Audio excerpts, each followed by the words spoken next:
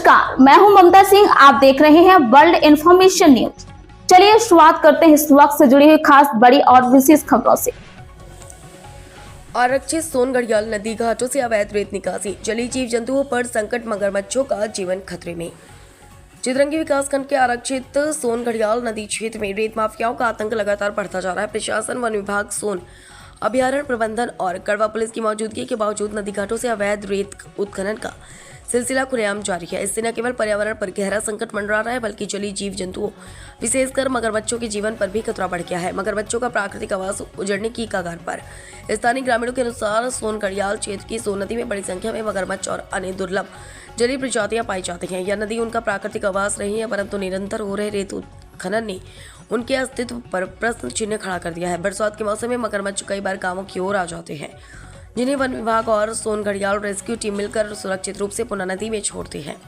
अब जबकि नदी की गहराई और प्रवाह अवैध निकासी से प्रभावित हो चुके हैं, तो इन्हें जीवों का सुरक्षित भविष्य संदिग्ध हो गया है।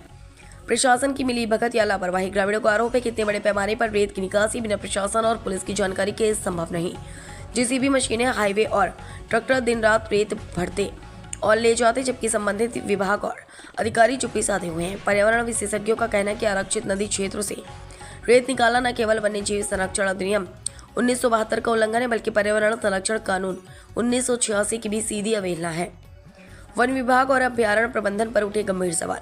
वन विभाग की टीम समय समय पर मगरमच्छों को रेस्क्यू तो करती है, लेकिन रेत माफियाओं के खिलाफ कोई ठोस कार्रवाई नहीं करती।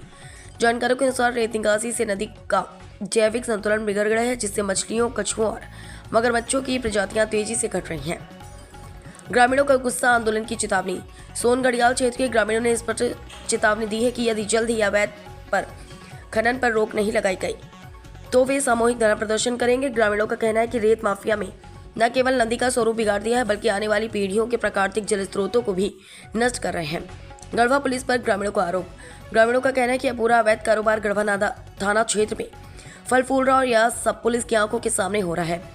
फिर भी थाना पुलिस अब तक मूक दर्शक बनी हुई है। ग्रामीणों का सीधा आरोप है कि गढ़वा पुलिस की उदासीनता और संरक्षण के बिना यह संभव ही नहीं।